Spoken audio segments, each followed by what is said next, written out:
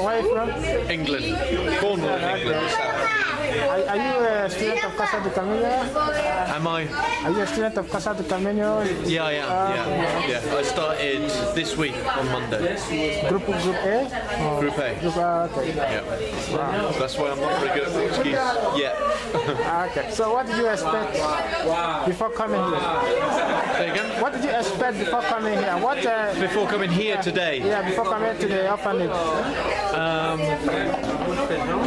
I kind of knew what to expect because I'd looked online at the videos that had been made here before, and I saw another documentary video that appeared. So I kind of, Okay. I just expected. I expected one house actually with about 30 kids. So seeing 4 houses was quite a nice surprise, I suppose. It's nice, yeah.